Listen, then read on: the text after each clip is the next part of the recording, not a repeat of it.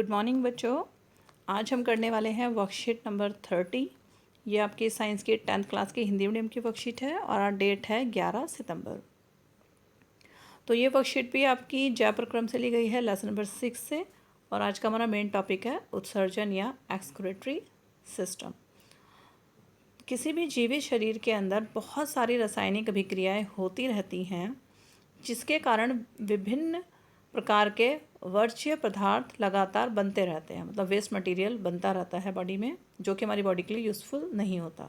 उस जीवित शरीर के लिए उन वर्ज्य पदार्थों का निष्कासन आवश्यक हो जाता है। एक कोशिका व बहुकोशिकीय के जीवों में किस तरीके से उत्सर्जन होता है, तो विभिन्न जंतु उत्सर्जन के लिए विभिन्न युक्तियाँ करते हैं। जैसे कि एक कोशिकीय जो जीव होते हैं, कोशिकीय जीव कौन से हैं?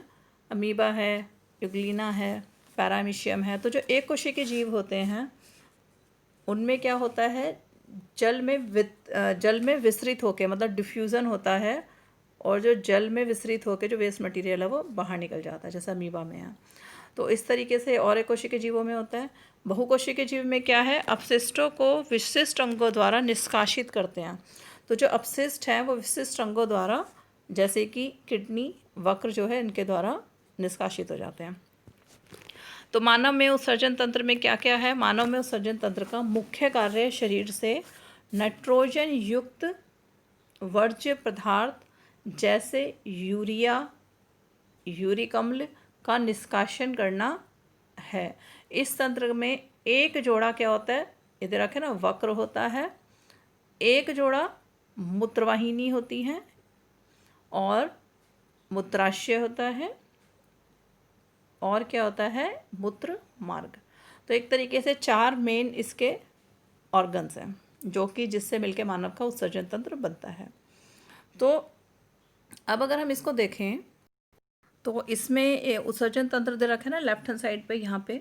तो इसमें आप देखो कि वक्र दे रखा है। वक्र क्या है, उदर में रीढ़ की हड्डी के दोनों ओर स्थित है। वक्र मतलब किडनी। और यहाँ पे दे रखी है मूत्रवाहिनी। तो मूत्रवाहिनी क्या है, वक्र में निर्मित मूत्र इन नलिकाओं द्वारा क्या है, प्रवाहित होता है, मतलब इन नलिकाओं से होके जाता है। फिर है नीचे मूत्राशय।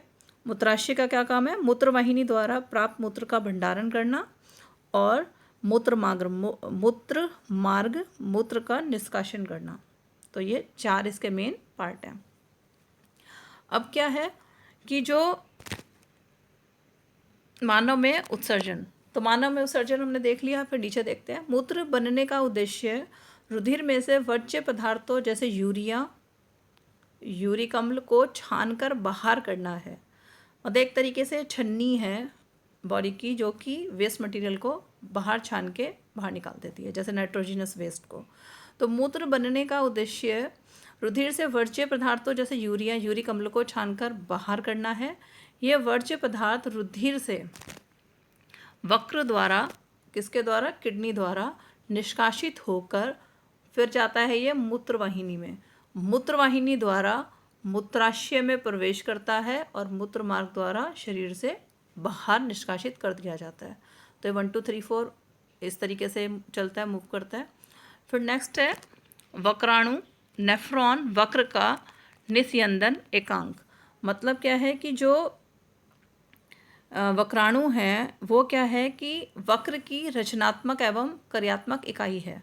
मतलब कि जो किडनी है, ये किडनी की मान सकते हो कि एक सेल है किडनी की, ये इकाई है, एक उसकी यूनिट है, एक उसकी कोशिका है उसकी, एक तरीके से। तो ये इसकी इकाई है जिससे मिलके किडनी बनी है। तो ये रचनात्मक और कार्यात्मक इकाई है। फिर रुधिर कोशिकाओं द्वारा रुधिर अधिक दाब पर नलिका में गमन करता है।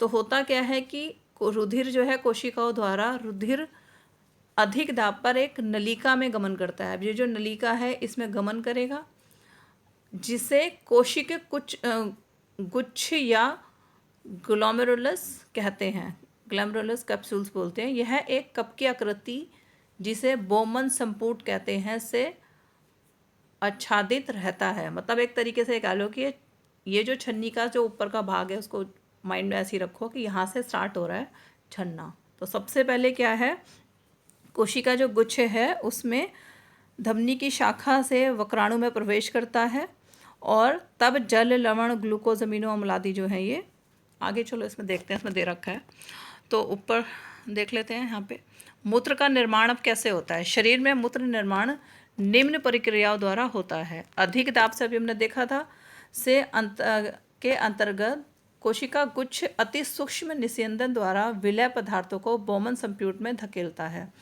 तो यहाँ हमने देखा था ना बोमन संप्यूट बना हुआ था, तो सबसे पहले यहाँ आएगा नंबर 1 पे, ठीक है। उसके बाद तब रुधिर नलिकाओं द्वारा प्रवाहित होता है जहाँ ग्लूकोज, अमीनो अम्ल और लवण जल का चयनित पुनर्वशोषण, मतलब क्या है, सबसे पहले होता है फिल्ट्रेशन, कोशिका गुच्छ निस्यंदन बोलते हैं जिसको, जिसमें क्या है कि जल, लवण, ग्लूकोज, अमीनो, नाइट्रोजन अवशेष पदार्थ छानकर बोमन संप्यूट में चले जाते हैं। दूसरे नंबर का जो प्रोसेस है ये नंबर 1 प्रोसेस है, ये नंबर 2 प्रोसेस है। तो नंबर 2 प्रोसेस में क्या होता है, रीएब्जॉर्प्शन, मतलब कि अवशोषण होता है जो वक्राणु के नलीयकार में भाग में शरीर के लिए उपयोगी पदार्थ है जैसे ग्लूकोज, अमीनो अम्ल, लवण का जल का पुनः अवशोषण हो जाता है, जो काम की चीज़ें होती हैं उनका। उसके बाद क्या है, जैसे जैसे मूत्र नलिकाओं में प्रवाहित होता है कुछ आयन, कौन कौन से आयन, जब ये नलिका में गया तो पोटेशियम आयन, अमोनियम आयन रुधिर से मूत्र में प्रवाहित हो जाते हैं। तो रुधिर से कहाँ चले जाता है वो, मूत्र में। उसके बाद तब संग्राहक वाहिनी मूत्र एकत्रित करती है। तो जो संग्राहक वाहिनी है वो क्या करती है, मूत्र को एकत्रित करती है और जल का पुनर्अवशोषण भी हो जाता है। तो जो मूत्र वाहिनी है, यहाँ से संग्राहक वाहिनी दे रखी है ना, यहाँ पे दे रखी है संग्राहक वाहिनी। तो नेक्स्ट देख लो, इस मूत्र में यूरिया और यूरिक अम्ल और वह लवण जो मूत्र को रंग देते हैं वो भी सब होते हैं। मतलब कहने का क्या है कि इस मूत्र में क्या है, यूरिया होगा जो लास्ट में यूरिन बनेगा, यूरिक अम्ल होगा और कुछ वर्णक होते हैं, कुछ पिगमेंट्स होते हैं जिसकी वजह से जो यूरिन है उसका कलर लाइट येलो या जो भी उसका कलर है वो उसकी वजह से होता है। अब है मूत्र का निष्कासन कैसे होता है। तो निष्कासन कैसे होता है मूत्र का, मूत्र बनने के पश्चात वक्र में जो मूत्र वाहिनी है, ये दे रखा है ना वक्र में, ये वक्र है, मूत्र वाहिनी नीचे है, तो मूत्र वाहिनी में प्रवेश करता है जहाँ से यह मूत्राशय में तब तक भंडारित रहता है, यहाँ पर तब तक भंडारित रहता है जब तक कि फैले हुए, मतलब फैले हुए या भरे हुए कुछ भी कह सकते हो, मूत्राशय का दाब मूत्र मार्ग द्वारा उसे बाहर न कर दे। तो जो वेस्ट मटेरियल है यूरिन की फॉर्म में बॉडी से बाहर चला जाता है। तो अब ये होपफुली क्लियर हो गया आपका, होगा आपको वैसे। तो देख लेते हैं क्वेश्चन आंसर। एक कोशिकीय जीव किस प्रकार उत्सर्जन की क्रिया करते हैं। तो वो ऊपर दे रखा है आपको, जल को डिफ्यूज़ करते हैं, तो फिर यहाँ से लिख देना आंसर, आंसर नंबर 1 है ये। नेक्स्ट देख लो क्वेश्चन नंबर 2, बहुकोशिकीय जीवों में उत्सर्जन एक कोशिकीय जीवों में किस प्रकार भिन्न है, किससे किस प्रकार भिन्न है। तो दोनों में डिफरेंस लिखना है बस। जो एक कोशिकीय हैं उनमें तो यहाँ से बस ये लिख देना ना, उनमें क्या है जल में विस्तृत होकर होता है, और बहुकोशिकीय में क्या है पूरा ये मानव में उत्सर्जन के बारे में लिखोगे। तो आप क्या करोगे कि ये वाला लिखना और फिर ये डिफरेंस में फिर मानव में उत्सर्जन यहाँ पे लिख देना साथ में, तो ये इसका आंसर हो जाएगा।